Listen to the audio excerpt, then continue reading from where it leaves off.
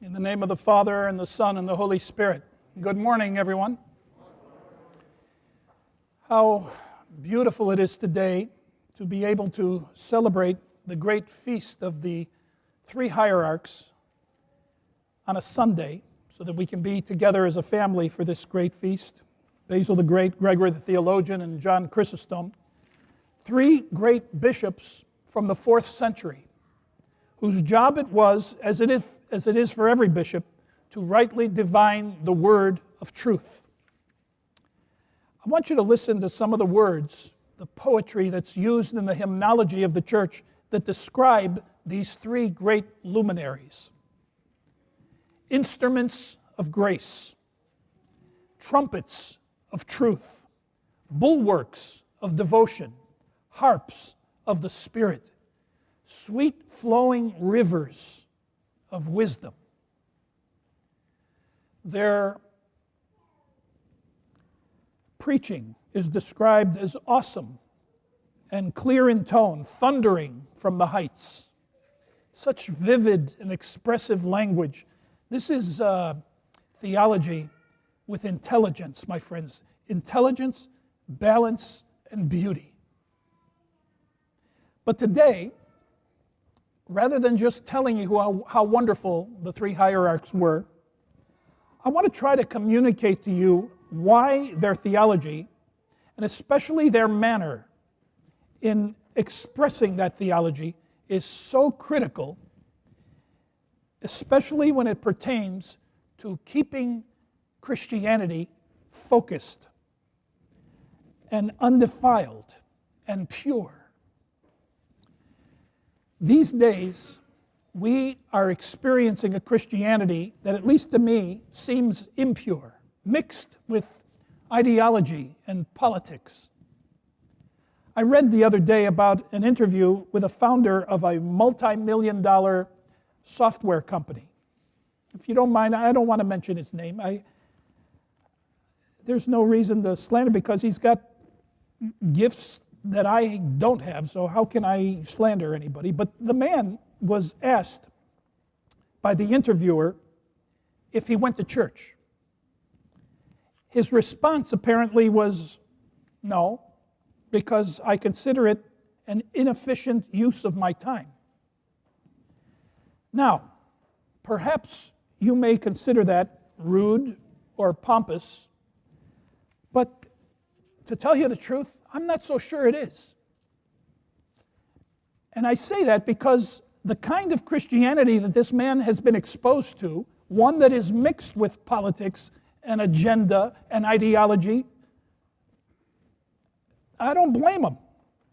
Again and again, it is unrecognizable. The Christianity that we see today is unrecognizable to the ancient apostolic faith of Basil the Great, Gregory the Theologian, and John Chrysostom, who made sure it stayed that way.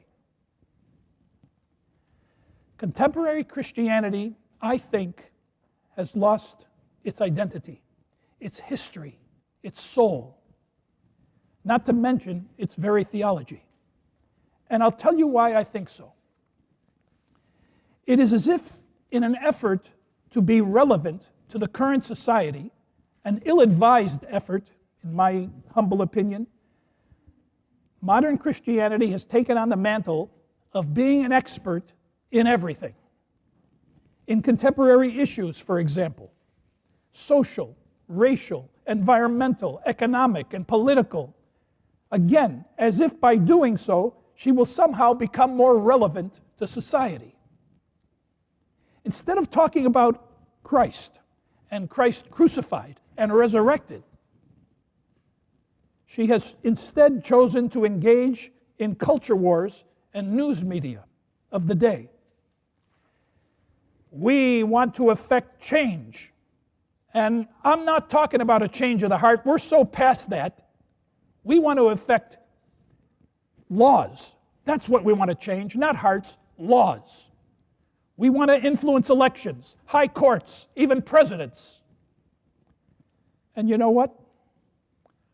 I think the evil one delights in this. And I say that because politics divides people. And that is exactly what the devil desires. That's what his name even means, o diabolos, the slanderer, the divider. Politics doesn't call us to love one another. It doesn't call us to understand one another. It doesn't call us to forgive one another. Its only purpose is to win at all costs. And not only that, not only to win, but to humiliate and shame and demonize its opposition. I love what one Romanian monk once said. He said, soon a Christian will not be defined by Christ resurrected, but rather one who speaks about abortion and gay marriage and gun ownership or whatever the current controversy is. Masks, vaccinations, climate change, whatever. The witness of contemporary Christianity will not be to grow in the likeness of Christ, to acquire gentleness and kindness and long-suffering. Because these things now seem weak and irrelevant, out of place, out of fashion, almost something to be ashamed of.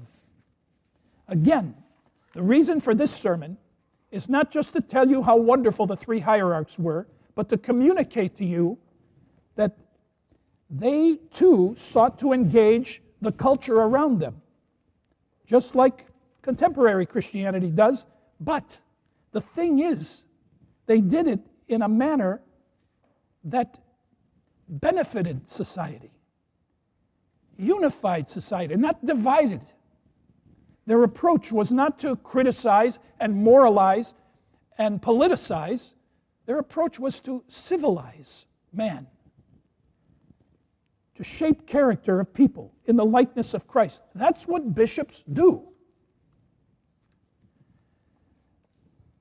They weren't defiant of the culture around them or critical in a hostile way. They encouraged a classical education. They embraced literature. They respected the science of the day. Perhaps this is why respected councilmen in Greece back in the 1800s, from the highest secular institutions of learning, including the University of Athens, officially acknowledged the three hierarchs the day we celebrate today, January 30th, as the patron saints of education. That is amazing. Because when you think about it, Greece, in her illustrious period, in her illustrious history, has had no shortage of scholars and philosophers and logicians and politicians to draw upon.